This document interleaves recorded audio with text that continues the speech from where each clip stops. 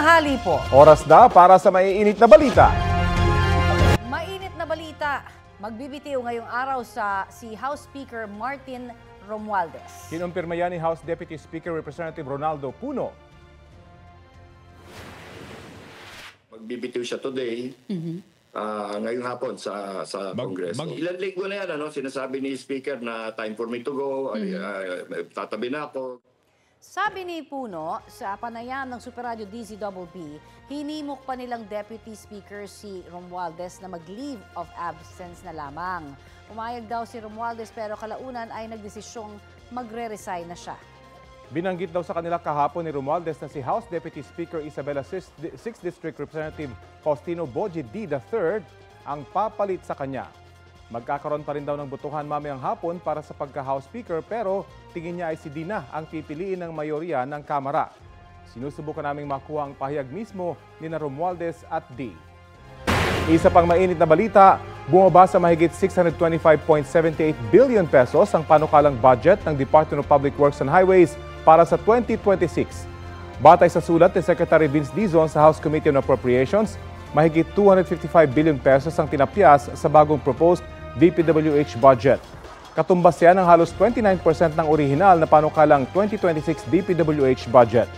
Ayon kay Dizon, tinanggal lahat ng locally funded flood control projects alinsunod sa utos ng Pangulo. Inalis din ang mga proyektong nadoble o nakompleto na pero nilaanan pa rin ng pondo sa 2026. Inirekomenda ni Dizon na ilaan ang tinapyas na pondo sa iba pang sektor gaya ng agrikultura, edukasyon at kalusugan. Sumasala ngayon ang DPWH sa budget hearing sa Kamara.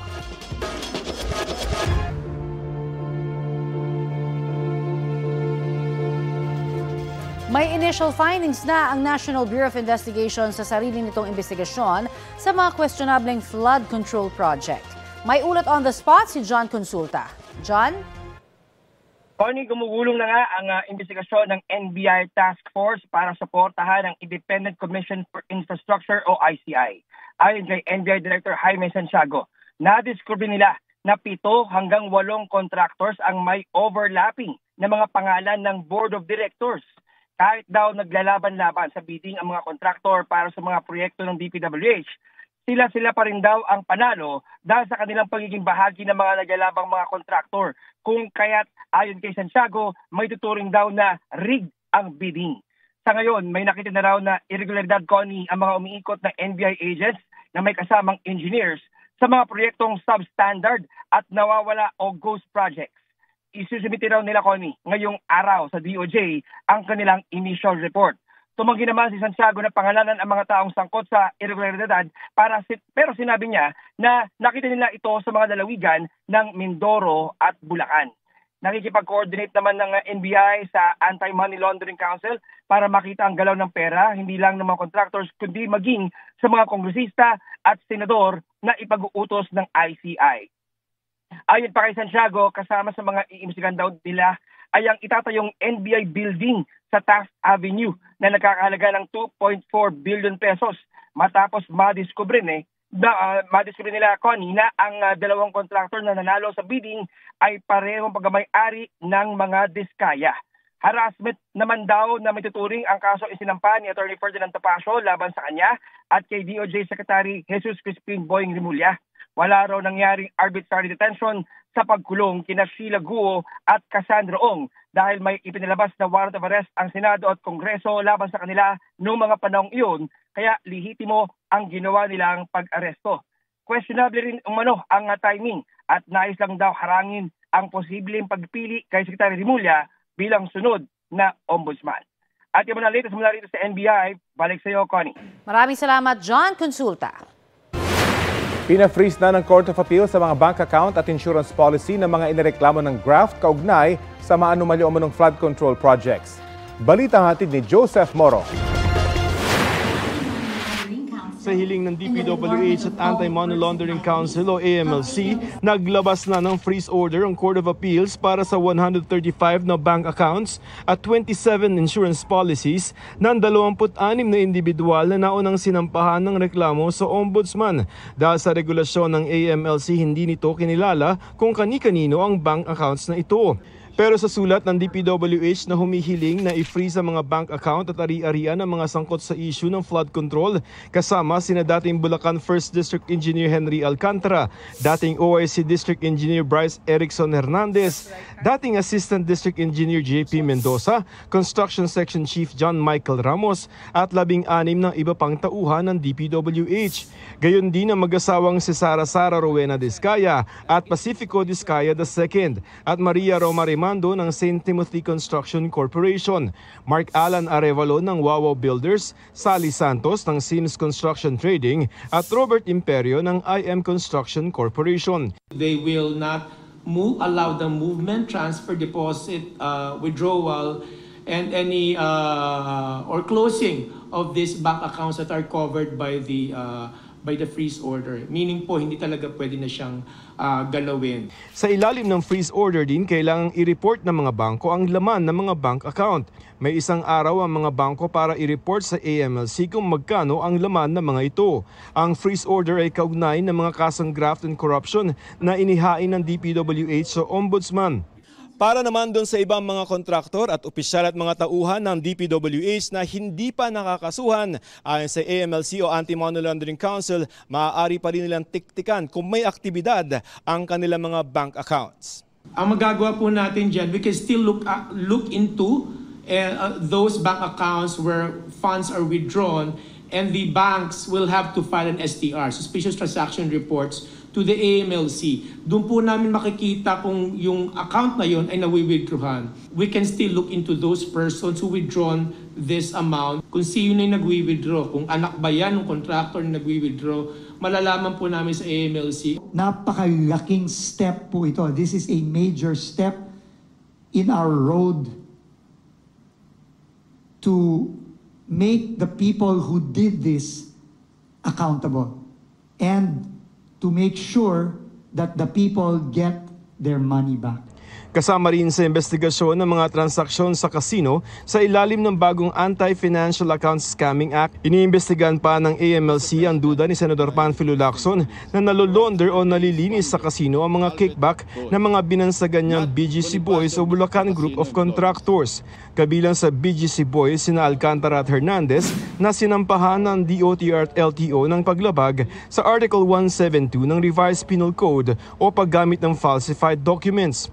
Kaugnay yan sa pag-amin nilang gumamit sila ng peke driver's license sa casino.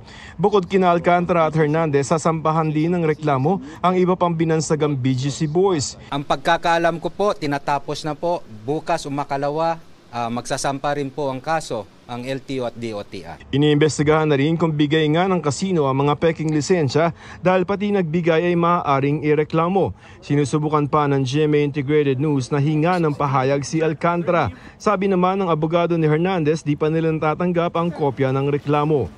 Joseph Morong nagbabalita para sa GMA Integrated News. Naglandfall na kanilang madaling araw ang bagyong Mirasol sa Kasiguran, Aurora. Binha naman ang ilang probinsya dahil sa masamang panahon. Ang mainit na balita hatid ni Jonathan Andal. Alauna ng madaling araw kanina, nagsimulang naramdaman ang pananalasa ng bagyong Mirasol sa Aurora. Nawalan ng supply ng kuryente ang ilang lugar sa probinsya. Pasado 3:00 ng madaling araw, mas lumakas pa ang ulan at sinabayan ng hangin nang maglandfall ang bagyo sa Kasiguran. Kahapon pa lang nakaranas na ng pag-ulan sa Ilagan, Isabela. Nagpaulan din kanina ang bagyong Mirasol sa bahagi ng North Luzon Expressway o NLEX. Bago pa man ito naging bagyo, nagdulot na rin ito ng pag-ulan sa ilang lugar sa Luzon bilang isang low pressure area. Pati na rin ang isa pang LPA kahapon sa West Philippine Sea bago ito nag-dissipate. Naman sa Teresa. Sa bayan ng Teresa sa Rizal, binaha ang ilang kalsada. May nilagay na sandbags malapit sa Central Market pero umabot pa rin ang tubig sa harap ng ilang gusali. Ganyan din ang sitwasyon sa kahabaan ng Rizal Avenue. Rumagasa ang ilog at bumaha sa katabing kalsada. Naranasan din ang masamang panahon sa bayan ng Morong. Tubig. Malun-alun po. Sa barangay May Bangkal, rumagasa ang baha sa kalsada. Halos maghapon ding inulan ng Los Baños, Laguna kahapon. Apektado ang biyahe ng ilang motorista sa Manila-Los Baños Road dahil sa baha. Bumagal ang daryo ng trapiko sa bahagi ng highway hanggang Calamba. Umulan din kahapon sa Samal, Bataan at Naga, Camarines Sur. Apektado ang biyahe ng ilang motorista roon dahil sa mga binahang kalsada. May ilang itinulak na lang ang kanilang sasakyan. Gutter deep din ang tubig sa ilang bahagi ng lungsod. Jonathan Andal, nagbabalita para sa GMA Integrated News. Dahil sa bagyong Mirasol, maulan na panahon ang nararanasan sa Northern Luzon at ilang panig ng Central Luzon. Ayon sa Pag-asa, kasalukuyang tinatawid ng bagyo ang Northern Luzon. Posibleng maging tropical storm ang bagyong Mirasol pagtungtong nito sa Luzon Strait. Bukas ng umaga o hapon, inaasahang lalabas na o nasa labas na ng Philippine Area of Responsibility ang bagyo. Tumutok lamang dito sa Balitang Hali para sa 11 a.m. bulletin ng bagyong Mirasol. Uulanin naman ang ilang panig ng Southern Luzon, Visayas at Mindanao dahil sa hanging habagat. Nag-dissipate o nalusaw na kagabi ang binabantayang LPA sa West Philippine Sea. Pero may isa pang bagong bagyo na nasa Pacific Ocean, 1,330 kilometers ang layo niyan sa silangan ng Virac, Catanduanes. Posibleng pumasok din po ito ng Philippine Area of Responsibility at tatawaging Bagyong Nando. Suspendido ang klase sa ilang lugar sa bansa dahil sa bagyong Mirasol. Simula mamayang alas 12 ng tanghali, kanselado ang face-to-face classes sa preschool hanggang senior high school sa Baguio City. Shift muna sa alternative delivery mode ang klase sa public at private schools doon. Wala ring pasok ang lahat ng antas sa buong lalawigan ng Laguna. Gayon din sa Kasiguran at Dilasag sa Aurora. Pati na sa Tagkawayan at Lopez sa Quezon Province. Kinder hanggang grade 12 naman ang walang pasok ngayong araw sa Pulilio Group of Islands. Kabilang dyan ang Pulilio, Panukulan, Patnanungan, Bordeos at Humalig. Tutok lang po sa Balitang Hali para sa iba pang anunsyo ng class suspensions. Sa ibang balita, muling nagbuga ng abo ang Bulkang Canlaon sa Negros Island. Ayon sa PHIVOLCS, nagsimula ang ash emission dakong alas 6:18 ngayong umaga. Natigil yan matapos ang mahigit isang oras. Mababa lang ang nilikha nitong plume na patungo sa direksyong north-northeast. Sa nakalipas na 24 oras, nakapagtala rin ng Bulkang Canlaon ng 60 volcanic earthquakes. Nasa 1,500 tonelada ng asupre o sulfur dioxide ang naibuga naman ito. Nananatili sa alert level 2 ang Bulkang Canlaon. Ibig sabihin, ipinagbabawal ang pagpasok sa 4-kilometer radius permanent danger zone ito at pagpapalipad ng anumang aircraft malapit sa tuktok nito.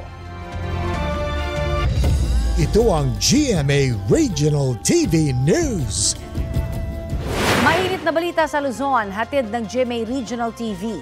Patay sa pamamarilang isang pulis sa Rizal, Cagayan. Chris, sino daw ang nasa likod ng krimen? Natukoy na ba? Connie, mismong kasamahan niyang pulis sa checkpoint sa barangay Gadangaw ang bumaril sa biktima. Sa investigasyon ng pulisya, lumabas na galing sa pagpapatrolya ang sospek, biktima at dalawa pa niyang kabaro. Nang makabalik sa checkpoint, bigla umanong tinutukan ng baril ang sospek ang isa niyang kasamahan. Sinubukan siyang awatin pero doon na namaril ang sospek. Bukod sa nasawi, sugatan ang isa pang pulis na nagpapagaling sa ospital. Inimbestigahan pa ang motibo sa krimen. Wala pang pahayag ang sugatang biktima, maging ang sospek na maharap sa patong-patong na reklamo. Samantala, naibalik na sa kanyang mga magulang ang bagong silang na sanggol na dinukot sa Lingayen District Hospital dito sa Pangasinan. Hawak kayo ng pulisya ang babaeng tumangay sa sanggol na nagpakilala umano noon bilang nurse. Hindi siya inihirap sa media pero base sa kanyang salaysay, nasa ospital siya noon dahil sa kaanak na na-confine. Nilapitan daw siya ng kaanak umano ng mga magulang ng sanggol at inalok siya ng 5,000 piso para kunin ang sanggol. Nakumbinsi raw siya, kaya niya sinunod ito at inuwi ang sanggol sa kanilang bahay. Nakonsensya raw ang babae kaya niya isinauli ang sanggol. Patuloy pang inimbestigahan ang insidente at inaalam kung ito ba ay organisadong krimen. Iniutos na rin daw ng provincial government ang pagkakabit ng mga CCTV camera sa lahat ng mga pagamutan at pasilidad sa lalawigan. Mabusisi ang pag-aproba sa budget ng gobyerno na dapat lang dahil galing sa buwis na pinagpaguran ng mga Pilipino. Kaso, halos bawat hakbang na pinagdadaanan ng budget, nagiging pagkakataon daw para magsingit ng pondo ang ilang nasa gobyerno. Kung paano, narito ang special report ni Maki Pulido. Saan Saan nagsisimula ang korupsyon? Sa mga flood control project. Sa NEP pa lang ba, Mayor? Oo May naman. nagbabantay ng kontraktor? Oo naman, meron na. Meron ng sabwatan ng mga contractors, pati mga DPWH. NEP o National Expenditure Program ang panukalang budget na inihahanda ng Department of Budget and Management o DBM. Lahat ng mga department at ahensya nagsusumite sa DBM ng mga gusto nilang proyekto at budget. Dahil may sabwatan umano ang mga politiko, DPWH at mga kontratista, dito pa lang daw nakakapagsingit na, sabi ng ilang civil society groups na nagbabantay ngayon sa budget deliberations. Yung ibang congressman or contractor na matatalino or mauutak, siguro ang gagawin nila ay para hindi mahalata na through insertion, sa NEP pa lang, isasama na nila yung project. Ang NEP isusumite ng DBM sa Kamara at dito may nagaganap umano ulit na hocus-pocus. Sa rules ng Kamara, kung pumasa na sa plenaryo ang isang panukalang batas, tulad ng national budget, hindi na pwedeng amyendahan. Pero sa Kamara, kahit pumasa na sa second at third reading, binigyan ng otoridad ang tinatawag na small committee para galawin ito. Ito raw ang ikalawang insertion. Ang small committee noong 2025 budget ay sina ako, Bicol Party List Representative Zaldi Co, dating chair ng House Committee on Appropriations, dating Marikina Representative Stella Kimbo, dating House Majority Leader Manuel Dalipe, at dating House Minority Leader Marcelino Libanan. Sa 2025 budget, ayon kay Navotas Representative Toby Chanco, si Zaldi Co ang proponent ng mahigit 13.8 billion pesos na flood control project sa iba't ibang distrito. May tawag si Chanco sa ilang paraan kung paano nakakapagsingil ng pondo sa budget. Ang parking at ang sagasa. Yung parking po, Your Honor, is nakiusap ka dun sa district congressman, pumayag yung district congressman. Yung sagasa po, Your Honor, is wala kang magagawa sa ayaw mo't sa gusto. Mula sa Kamara, ipapadala ang panukalang budget sa Senado para sa panibagong round ng deliberasyon at pag-amyenda. Para mapag-isa ang House at Senate version ng budget, bubuo ng Bicameral Conference Committee. Sabi ni Chanco, hanggang dito may nagaganap na pangmamagic. Kaya makikita mo siyang insertion kasi siningit tapos pumunta doon sa ibang distrito na hindi naman request ng congressman. Kung pasado na sa Kamara at Senado, lalagdaan na ito ng Pangulo at tatawagin ng General Appropriations Act o GAA. Sabi mismo ng Congressional Policy and Budget Research Department ng Kamara, ang ending ng proseso, nagiging higit na mataas ang budget ng DPWH sa GAA kung ikukumpara sa unang hinihingi sa NEP. Ganyan ang nangyari noong 2021 hanggang 2025. At nitong 2025 nga, ang halos 900 billion pesos na hinihinging DPWH budget sa NEP, naging mahigit 1 trilyong piso pagdating sa GAA.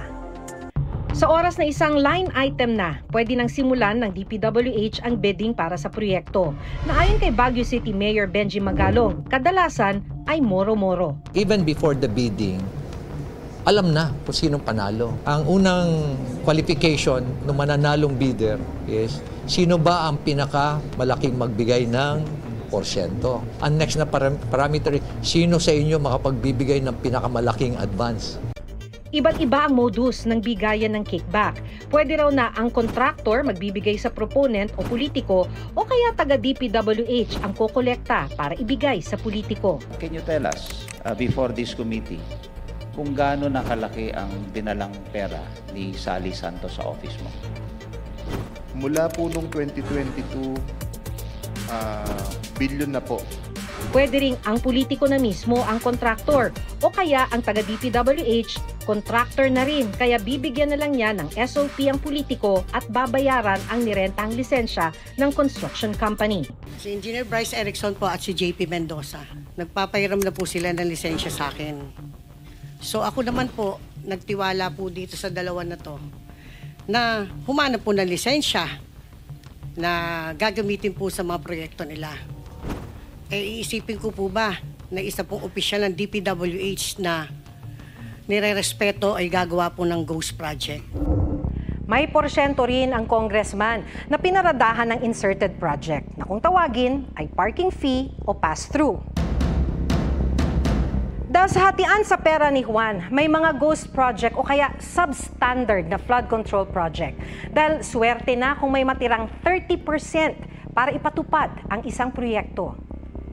Maraming scheme kasi bulky yung peso. Kuminsan, ang gusto na ng funder is i-convert mo na deliver mo na into dollars o euros, kung anong denomination. Trivia time!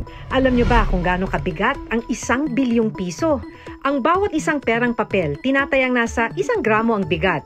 Kung tig 1,000 piso yan, kailangan ng 1,000 piraso ng 1,000 peso bills para makabuo ng 1,000,000 piso.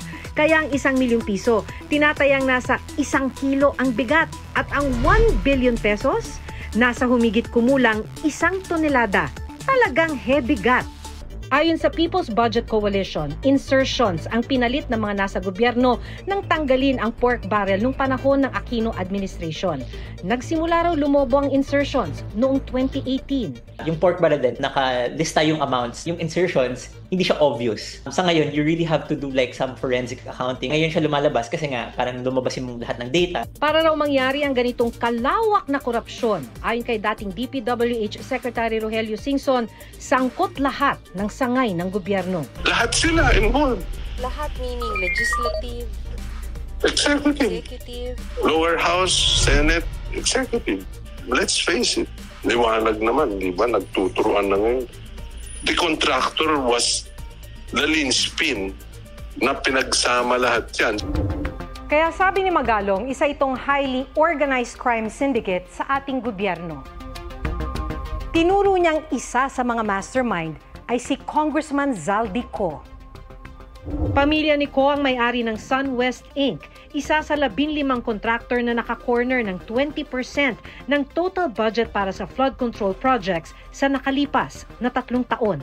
Dati nang sinabi ni Co na nag-divest na siya ng interes sa kumpanya. Hirap na hirap silang banggitin pa yung isa sa mga mastermind nila dyan, si Zaldi Co. Hirap na hirap pa silang banggitin.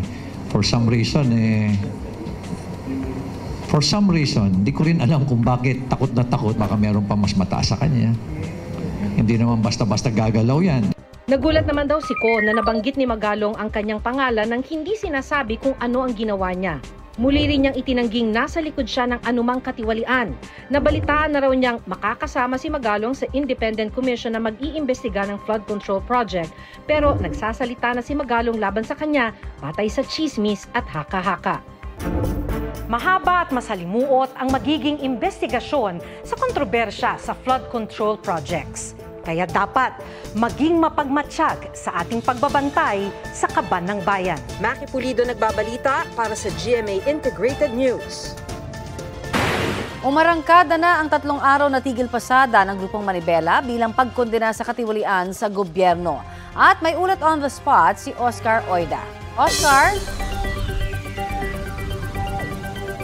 Yes, Connie, alas 6 ng umaga hanggang alas 10 ng umaga, nagtipon-tipon dito sa may Philcoa, sa may Commonwealth Avenue, Quezon City, ang mga miyembro ng Grupong Manibela. Hawak ang mga placard at tarpaulin, ipinagsigawan nila ang kanilang sama ng loob. Saan nila yung korupsyon sa gobyerno, partikular sa DPWH. Ayon sa kanilang chairman na si Marval Buena, dapat daw ay matuldukan na ito sa lalong madaling panahon. Isinabay na rin nila ang kanilang kampanya na maibalik na ang 5 taon na prangkisa ng mga tradisyonal na jeep. Ang pagkilos na ito ay bahagi ng ikinasan nilang 3 araw na tigil pasada sa iba't ibang bahagi ng Metro Manila. Habang nagaganap ang protesta, nakaantabay naman ang mga tauhan ng Quezon City Police District para mapanatili ang katahimikan sa lugar. Nakaredy rin naman ang mga libreng sakay ng Quezon City Government sakaling may mahirapan sa pagsakay.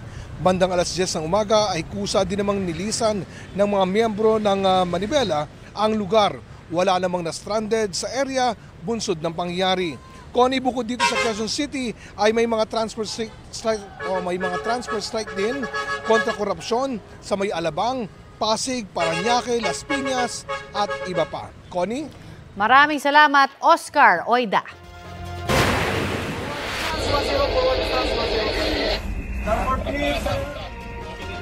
Yan ang pagbomba ng tubig ng barko ng China Coast Guard sa bintana ng BIFAR Dato Gumbay Piang ng Bureau of Fisheries and Aquatic Resources o BIFAR. Ayon kay Philippine Coast Guard spokesperson for the West Philippine Sea, Commodore J. Tariela, Nangyari yan pasado alas 9 ng umaga malapit sa Baho de Masinloc sa West Philippine Sea. Sa kanang bahagi ng barko, nambomba ng tubig ang CCG Vessel 5201, habang sa kaliwa naman nag-water cannon ang CCG Vessel 21562. Sabi ng PCG, halos 30 minutong tumagal ang agresibong gawain ng China. Dahil dito, nasugatan ang isang tauhan ng BIFAR. Nasira ang bintana ng BIFAR dato Gumbay Piang. Nag-short circuit din ang electronics at air conditioning system sa barko. Sa kabila niyan, itinuloy pa rin ng BIFAR ang misyon nitong maghatid ng supply sa mga mangingisdang Pinoy sa Baho de Masinloc.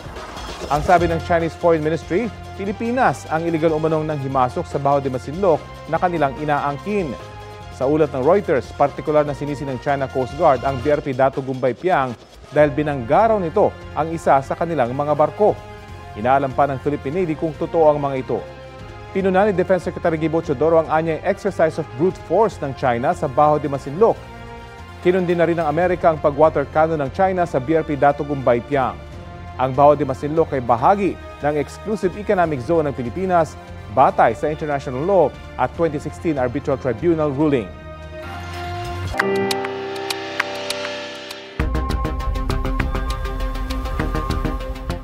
Bistado sa entrapment operation sa Rizal ang tangkang panunuhol umano ng isang mag-asawa sa live-in partner ng isa sa mga nawawalang sabungero. Batay sa reklamo ni Jaja Pilarta na kinakasama ni John Claude Inonog. Nakasama po sa mga nawala noong 2022 kapalit ng 1.5 million pesos. Hindi na siya dadalo sa mga pagtawag ng korte at iaatras niya ang reklamo sa Department of Justice laban sa negosyanteng si Atong Ang at iba pa. Mahaharap sa reklamong grave coercion at obstruction of justice ang mag-asawa na ayon sa source ay mga kamag-anak din ni Inonog. Sinusubukan pa namin silang kuna ng pahayag, pati ang kampo ni Atong Ang. Sabi ni Pilarta, hindi niya iuurong ang kaso laban sa mga nasa likod ng mga nawawalang sabungero. Ito ang GMA Regional TV News. Balita sa Visayas at Mindanao mula sa GMA Regional TV. Isa ang patay sa ambush sa Cotabato City. Nasawi rin ng isang tricycle driver na nadamay. Cecil, anong tinitinang motibo dun sa krimen?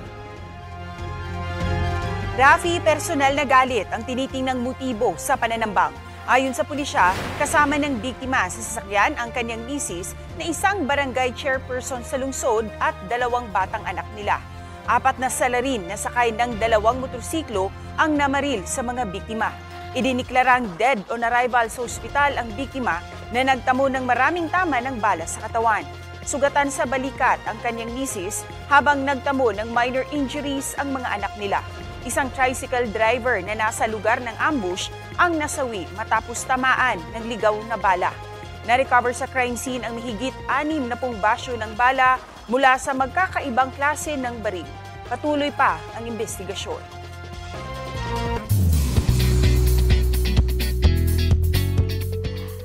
Kilig midweek chikahan mga mare at pare. From on-screen to real life na nga ba ang romance ng kapuso love team ni Herlene Budol at Kevin Dasom? I have courted Herlene already. Wait lang, apakan yung buhok ko. Dito ba? Dito lang sinabi, ha? Okay. Totoo. Yes. Not just to Herlene, but to her parents as well. To her friends and family. To everyone close to Herlene. Revelation niya ni Kevin sa latest episode ng The Bubay and Tekla Show. Si Herlene sinabing going 8 months na ang panliligaw sa kanya ng Thai-Irish model and basketball player, Filipino style. Pinaka nagustuhan daw ni Herlene kay Kevin ang kanyang, and I quote, malaking puso at mahabang pasensya. End of quote. Unang nagkatrabaho ang dalawa sa GMA Afternoon Prime series na Binibining Marikit. 5 apartment units ang nasunog sa Barangay Pasong Tamo, Quezon City. Na-rescue ang isang mag-anak, nasawi naman ang kanilang mga alagang hayop. Balitang hatid ni James Agustin. Binulabog na naglalagablab na apoy ang mga residente ng Barangay Pasong Tamo, Quezon City mag-alas 2 sa madaling araw kanina. Ang ibang bombero pumesto na sa itaas ng bubok para malapit ang mga pagbuga ng tubig. May mga residente rin na gumamit ng balde para makapagsaboy ng tubig pero hindi na kinayang lakas ng apoy. Itinaas ng Bureau of Fire Protection ang unang alarma. Nasa 11 fire truck nila rumisponde, bukod pa sa mga fire volunteer group. Mabilis na natupok ang magkakatabing apartment units. Ang 3 palapag na unit naman sa harapan nito, nabalot ng makapal na usok. Natrap ang magkakaanak na umuupa. Nailigtas sa rooftop ang senior citizen na si Marianito. Kwento niya, agad niyang ginising ang kanyang asawa at anak na babae. Nung nandun na kami sa taas, bumaba silang dalawa. Ako ang naiwan sa rooftop. Sabi ko, bumalik kayo dito. Dito tayo dadaan sa gilid. Wala na, hindi ko na sila maano. Kasi makapal na yung usok. Ang mag-ina na iligtas sa mga rescuers sa 2 palapag malapit sa pintuan ng comfort room. Dinala sila sa ospital at nasa maayos ng kalagayan. Paglabas, dinala kagad dito. Binigyan kagad natin ng hangin para hindi nga masyado masuffocate. Ngayon, hinintay namin makarating ng spine board at saka yung mga kasama natin mga EMS na isakay naman kagad. Okay naman po yung babae na anak. Magaling na kasi yun. Bali makapal na usok. Nasawi sa insidente ang 3 pusa at 1 aso na alaga ng pamilya Villa. Ayon sa BFP, natupok ang 5 apartment units. Apektado ang hindi bababa sa 5 pamilya. Inimbisigahan pa ang sanhi ng apoy na nagsimula sa dulong apartment unit. Ang mga naging struggles po natin dyan, unang-una, ang labasan at ang pasukan, iisa lang po. Wala po silang secondary exit.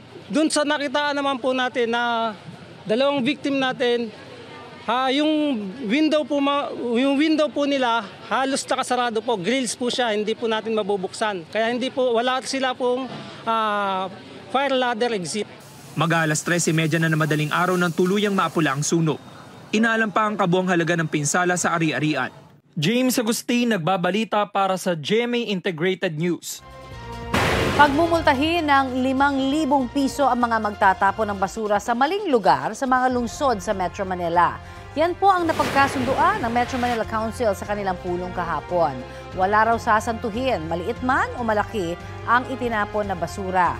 Kabilang sa mga babantayan ang mga ilog, creek at iba pang daluyan ng tubig. Layon daw nito na madisiplina ang mga mamamayan sa wastong pagtatapon ng basura. Ang implementasyon nito nakadepende sa pag-amyenda ng mga LGU sa kani-kanilang ordinansa. Sa pateros na isang munisipalidad, hanggang 2,500 piso ang multa batay sa Local Government Code. May sagot na si Cavite 4th District Representative Kiko Barzaga sa pagpuna sa kanya umanong misbehavior o hindi tamang asal. Kasunod ito nang sinabi ni House Deputy Speaker Ronaldo Puno na sasampahan nila ng ethics complaint si Barzaga batay sa malalaswa umano niyang online posts at pambabastos daw sa ilang opisyal ng gobyerno. Sagot ni Barzaga, hindi siya pwedeng panagutin sa mga ipinost niya sa social media bago siya naging kongresista. Handa naman daw siya magsumiti ng medical records kung iuutos ng korte. I do not believe that I'm unwell. I've not been diagnosed of any serious mental conditions that could lead me to be unable to be fit for service. I'm willing to lose my position as a House representative if the Ethics Committee deems it necessary and just. Nagluluksa po ang Hollywood sa pagpanaw ng actor, producer at director na si Robert Redford. Kinumpirma ng publicist ni Redford ang kanyang pagpanaw sa edad na 89 sa kanyang tahanan sa Utah sa Amerika. Nakilala si Redford sa kanyang mga pagganap sa ilang pelikula gaya ng Out of Africa, The Candidate at All the President's Men. 1970s nang ilunsad niya ang Sundance Institute and Festival para ipromote ang paggawa ng mga independent film. Umani rin siya ng maraming parangal, kabilang dyan ang Best Director at Best Picture sa Oscars para sa family drama film na Ordinary People. Nagpaabot ng pakikiramay ang ilang filmmakers at celebrities, kabilang na si Leonardo DiCaprio.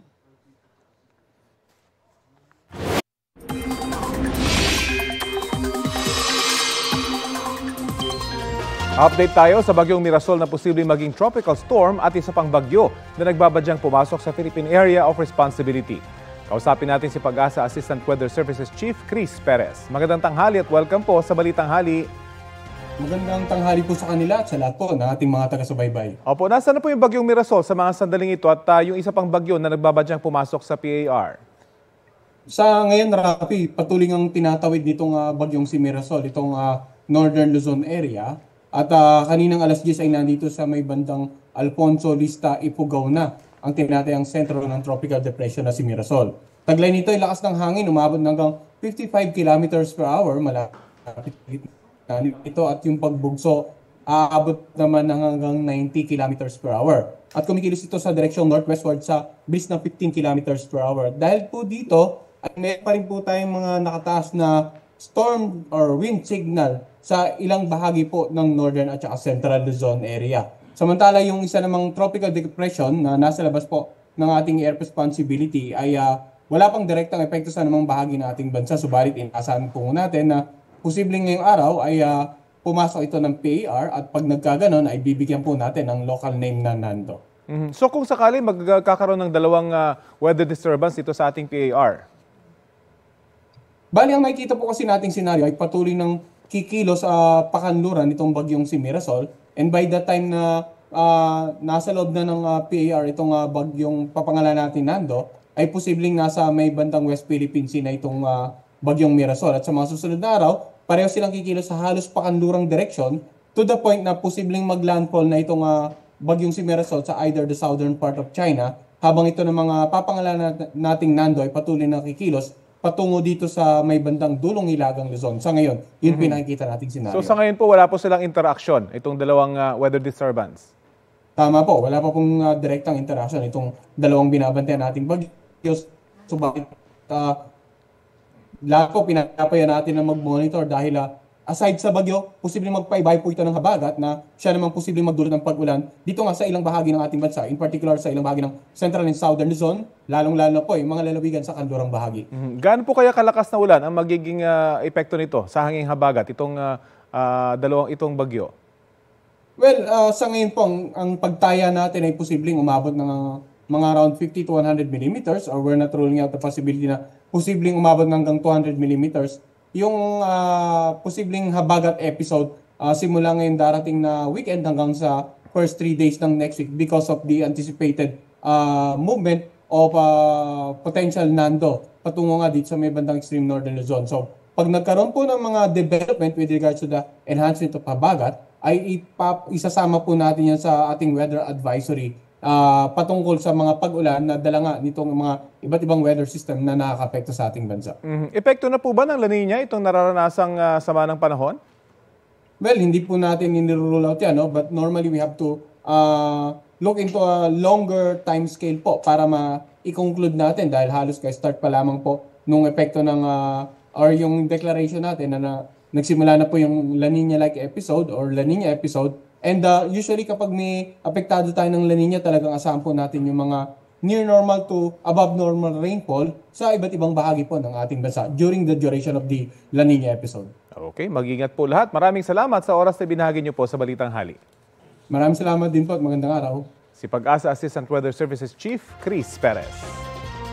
Nawalan ng hanggang 50% ng kita ang PAGCOR matapos ipatanggal sa e-wallets ang link o icon ng online gambling sites. Nag-issue naman ng show cause order ang Senado sa kumpanyang may-ari ng Facebook para magpaliwanag sa hindi pagsipot sa pagdinig kahapon. Balitang hatid din Mav Gonzalez. Meta will also send its position. No, Committee Secretary. Why are they dictating this committee kung kailan sila mag-attend? No. Ikinapikon ni Senador Erwin Tulfo ang sulat ng Meta na makikipagpulong na lang sa kanya sa ibang araw ang mga empleyado nitong makakasagot sa pagdinig ng Senado ukol sa online gambling. Hindi nila kasi available ngayon ang mga empleyado. Inisyuhan ng show cause order para magpaliwanag ang Meta, kumpanyang may-ari ng Facebook. So we were trying to weigh here. Ipasara ba natin kung ako lang tatanay? Sara na natin itong kalokohan na ito. Tapos ngayon sasabihin mo na in your own time, hindi ka mag-a-attend at mag-meet kita na mag-isa? What the... Ipinatawag ng komite ang mga social media platform kung saan may patalastas ang mga online gambling site. As of August 22, 2025, sinuspend po namin temporarily yung pong mga gambling ads. So, 24/7 po yan since August 22. Bawal na po for now. Kung ganyan sa TikTok, sa Google naman at sa YouTube na pag-aari rin ito, required ang lisensya bago makapaglagay ng ads. Pero sabi ni Tulfo, may lumusot na online gambling company na illegal umano. My staff just opened a YouTube and 1xBet on this account. This is illegal. It hasn't registered with the Philippine Amusement Gaming Corporation, madam. We use a combination of automated and human evaluation and to detect and remove ads which violate our policies. We will act upon it, sir, if it's further flagged. Kaugnay naman ng mga link o icon ng online gambling site sa mga e-wallet, lahat ay natanggal na, ayon sa Bangko Sentral ng Pilipinas as of August 16. Dahil dyan, nawala ng 40 hanggang 50% ng kita ang PAGCOR.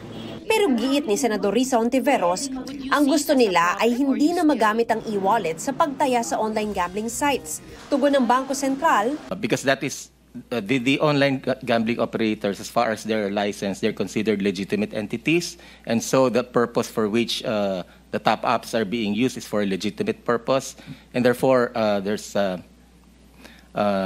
no basis to deny that service, Your Honor. sa ngayon, credit cards lang at iba pang paraan ng pangungutang ang bawal gamitin sa online gambling.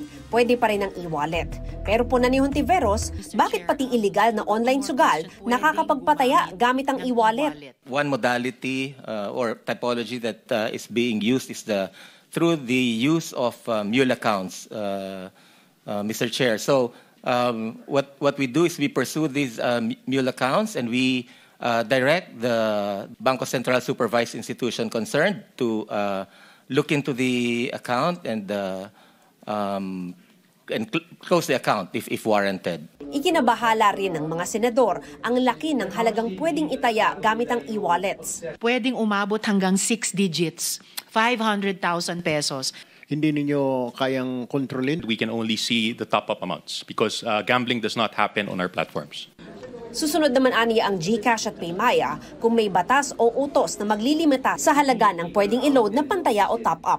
We're in favor of measures that will curtail that kind of abusive behavior using our platform. Any abusive or misuse of our payment system is suspended right away.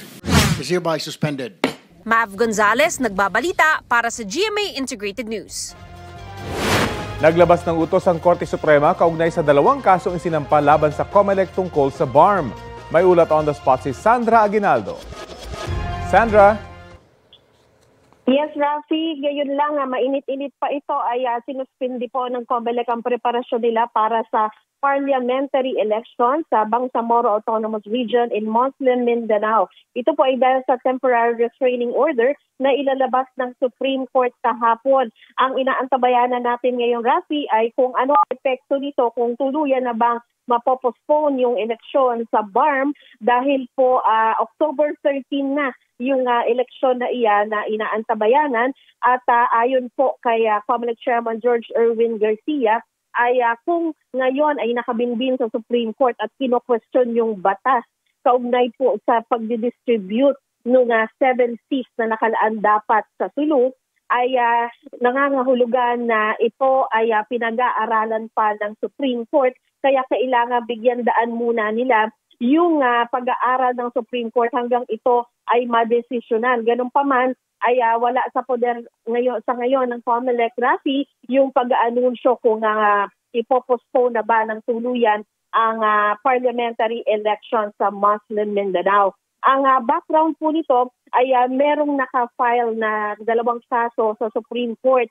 Yan po yung Lanang T. Ali Jr., Samsudin Amelia Datuan Magon versus Bangsamoro Transition Authority Parliament, Chief Minister ng BARM at laban din po sa COMELEC. Meron po 2 kaso yung Abdullah Macapaar or Commander Bravo et al. Versus COMELEC and Bangsamoro Transition Authority. Sa ngayon po ay pinag-aaralan ng Korte Suprema dahil ito po ay kino-question ng petitioner yung hakbang ng BTA o Bangsamoro Transition Authority na magpasa ng batas. Ito yung BAA 77 or the Bangsamoro Parliamentary Redistricting Act of 2025. At sa nasabing batas po ay nire-reorganisa ang parliamentary district sa loob ng BARM para ma-reallocate nga yung 7 parliamentary seats na initially po ay nakalaan sa Sulu. So ngayon, Rafi, nagpapatuloy ang press conference ni COMELEC Chairman George Erwin Garcia at kasama niya yung lahat ng commissioners po ng COMELEC. Yan mo ang pinakawalang ulat mula sa COMELEC. Rafi? Maraming salamat, Sandra Aguinaldo. Update po tayo sa napapabalitang pagpapalit ng liderato sa Kamara. May ulat on the spot si Jonathan Andal. Jonathan? Connie, ito ang nakikita mo sa likod ko. Ito yung daan papunta doon sa opisina ng House Speaker. At nakita nyo, may mga media na nagbabantay dyan. Kasi nasa loob ngayon yan ng opisina ng House Speaker yung papalit kay Representative Martin Romualdez na si Deputy Speaker at Isabela 6th District Representative Boji D. Kasama niya kaninang pumasok sa opisina ang liderato ng Kamara. Sunod-sunod din ang pagpasok ng mga kongresista sa opisina ng Speaker. Nagpupulong sila ngayon dyan bago magpalit ng liderato sa sesyon mamayang hapon. Natanong ko kanina si Di kung nag-usap na ba sila ni Pangulong Bongbong Marcos. Ang sabi niya, hindi pa raw. Kinumpirma na ng dalawang leader ng Kamara na sina Deputy Speakers Ronaldo Puno at Jefferson Conghun na magbibitiw na sa pwesto mamayang hapon si Speaker Martin Romualdez at papalitan ito ni Di. Sabi ni Conghun, matagal naman na raw pinag-iisipan ni Romualdez ang pagbaba sa pwesto dahil nakikita raw nito na masyado nang tinatamaan ng Kamara sa mga issue. Ngayon daw, mas magkakaroon siya ng panahon para sagutin ang mga akusasyon sa kanya. Sabi naman ni Puno, magbibitiw si Romualdez para alisin ang duda at mga alegasyon na hindi kayang maging independent ng Kamara sa investigasyon nito sa flood control projects. Sabi ni Conghun, mataas naman ang moral ngayon ng liderato ng Kamara. Very supportive daw si Romualdez kay Di at magkaibigan daw ang dalawa. Sabi naman ni Deputy Minority Leader Laila De Lima, tamang desisyon ng pagpalit kay Romualdez para maalis ang duda ng publiko sa investigasyon ng Kamara at para mapangalagaan ang integridad ng institusyon. Connie, sa session na magsisimula mamayang alas 3 ng hapon, inaasahan magaganap ang pagpapalit ng liderato dito sa Kamara. Yan muna ang latest mula rito sa Batasang Pambansa. Balik sa iyo, Connie. Maraming salamat, Jonathan Andal. Excited na sina Sparkle stars Charlie Fleming at Anthony Constantino para sa upcoming horror film na Huwag Kang Titingin. Fresh from Australia, si Charlie na recently ay nag-celebrate ng kanyang 17th birthday. Ready na raw siya sa kanyang kakaibang role sa Huwag Kang Titingin. Si Anthony naman tinututukan ngayon ang kanyang acting and Filipino skills. Isinare din nila ang preparations nila para sa film. She's a bit peculiar, yeah. Like, she's into drawing, I can say. So, horror movie, drawing, you can see that something is going on. And she's different from the characters I played before. So, preparing for this, Miss Anna has been taking care of me, and I've really been honing in on my skills, my acting skills, my Tagalog, of course. May sagot ang Philippine Coast Guard sa panibagong akusasyon ng China matapos ang insidente sa Bao de Masinloc kahapon. May ulat on the spot si Chino Gaston. Chino? Ravi, tinanggi ng PCG ang paratang ng China na ang BRP Datong Gumbay Piang ng Bureau of Fisheries and Aquatic Resources ang nambangga sa China Coast Guard 5201 kahapon. Propaganda daw at flight video ang ipinapakita ng Chinese state media ayon sa tagapagsalita ng Philippine Coast Guard for the West Philippine Sea na si Commodore J. Tariela. Pabalik na ng Sual Pangasinan ang BRP Dato Gumbay Piang kung saan ito i-repair at nasa National Task Force on the West Philippine Sea na umano ang susunod na hakbang sa mga naging aksyon ng China. Kumpara sa August 11 incident kung saan nagkabanggaan ng isang People's Liberation Army Navy warship at Chinese Coast Guard vessel, pansin na lumayo ang 5 planned warship na nakita sa Bao de Masinloc kahapon at di na raw daw ito sumali sa panggigipit sa mga barko ng Pilipinas. Gayunpaman, pinakaunang pagkakataon na nagdeklara ng live fire exercises sa radyo ang Chinese Navy sa mismong area kung saan naroon ang PCG, BFAR at mga civilian fishermen na nakasakay ng kanilang mga bangka. Tayon sa PCG, delikado daw ito at napaka-irresponsable. Hindi daw magpapatinag ang PCG, BFAR at ibang ahensya ng gobyerno sa pagpapatuloy ng kadiwa mission sa Bao de Masinloc sa hinaharap. Paglilinaw din ng PCG, hindi sinadya na 10 BFAR vessel at 2 ship ang sabay-sabay na nagpunta sa Bao de Masinloc. Nataon lang daw na pabalik mula sa patrol sa Kalayaan Island Group, ang 4 na barko ng BFAR, pabalik ng Sual nang dumaan sila sa Baho de Masinloc. Kukunan pa natin ng bagong reaksyon ng Chinese Embassy sa pahayag ngayon ng umaga ng PCG. At yan ang latest mula rito sa lungsod ng Manila. Balik sa inyo, Rafi. Maraming salamat, Chino Gaston.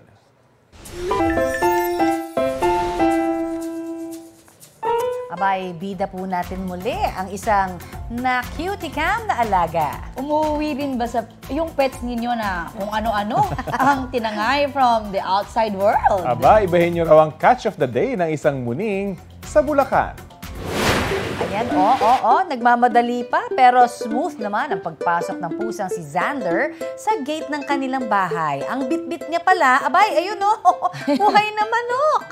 Kwento ng fur dad na si Benjon Padua, nahuli ng pusa ang ligaw na manok sa kanilang subdivision. Biro na may-ari, baka raw iniisip ni Xander na wala na silang makain. Huli, pero di kulong ang alaga dahil pinakawalan din naman ng manok. Ang video halos 400,000 na ang views. Trending! May naghahanap ng manok. Ayan po ang video. At ito po ang Balitang Hali. Bahagi kami ng mas malaking misyon. Ako po si Connie Season. Rafi Timo po. Kasama nyo rin po ako, Aubrey Carampe. Para sa mas malawak na paglilingkod sa bayan. Mula sa GMA Integrated News, ang News Authority ng Filipino.